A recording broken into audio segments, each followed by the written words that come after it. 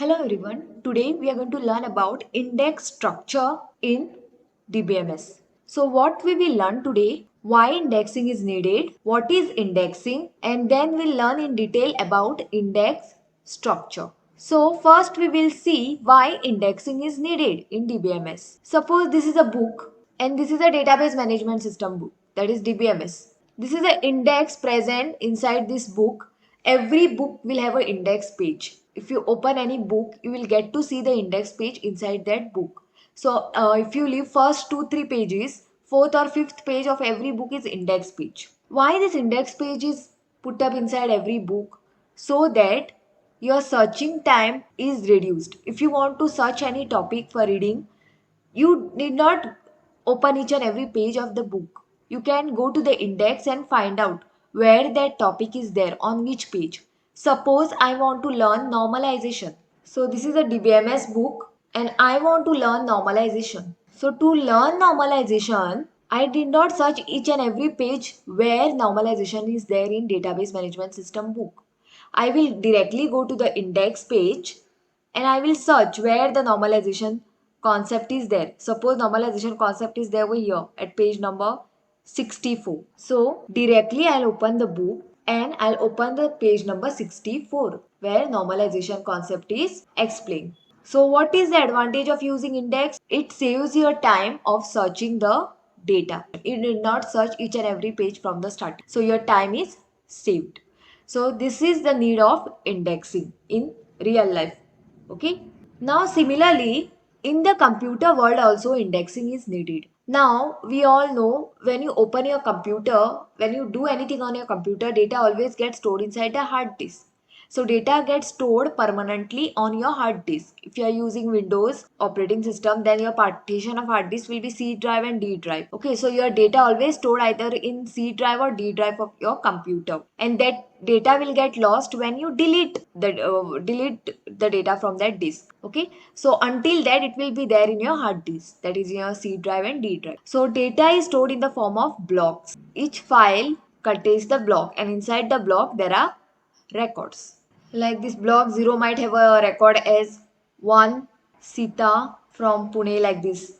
Okay, so this is a record which is there inside this block 0. Okay, and this block is present inside the file. Okay, so file, database file contains the block and block contains the record inside it. So whenever you open any file, that file need to be processed by CPU. Okay, CPU will process the file. But for processing the file, CPU won't take the data directly from your hard disk. Why? Because speed of your hard disk is very slow as compared to CPU. CPU can process millions of instructions per second, whereas hard disk can give at the most 10 instructions per second. So you can compare the speed of CPU and hard disk. There is no comparison. CPU is very fast as compared to your hard disk. So data will never be transferred directly from hard disk to CPU. So this is wrong. So what is done over here? Your data is given to RAM and RAM will transfer the data to CPU for processing. Now there will be many blocks inside one file, and inside every block there are many records. So to search each and every block, to access each and every block and then the record inside the block is time consuming. Now suppose this is a database file which contains the 10 records and they are stored in the blocks. Okay, first record is stored in block 0, second record is there in block 1, third record is there in block 2.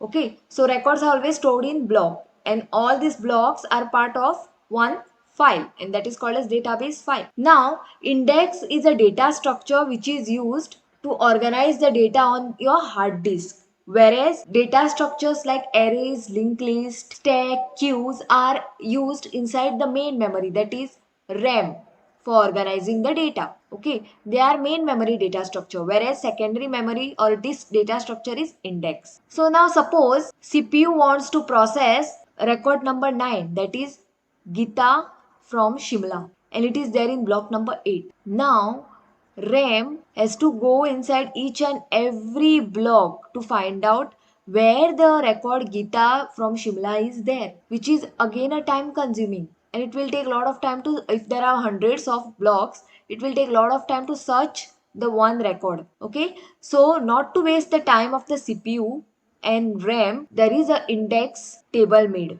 internally. So this index table will have two things, two column. One is search key value, meaning which value you want to search, that ID, and the pointer to that record. Okay, so index will contain all the search key values and pointer.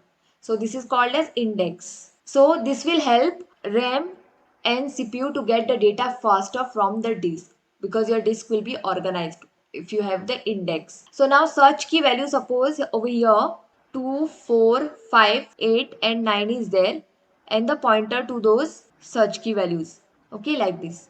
So now CPU wants to process record number 8, this record. Okay, so CPU will ask the RAM to give the data. So RAM will search the index, not the hard disk where the data is there.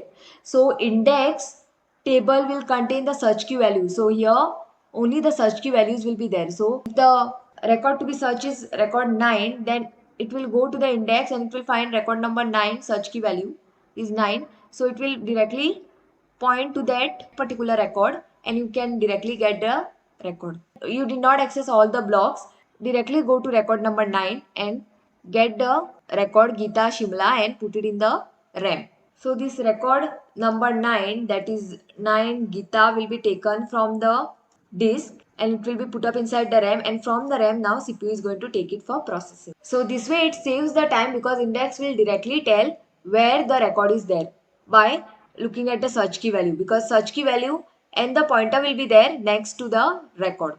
So you can directly access the record. You did not access all the blocks. So this saves your block access time. If there was no indexing of the data, then what will happen? A lot of time of RAM also will get wasted and CPU's time indirectly will get wasted, because RAM will try to access each and every block to find the record number 9. CPU wants to process record 9.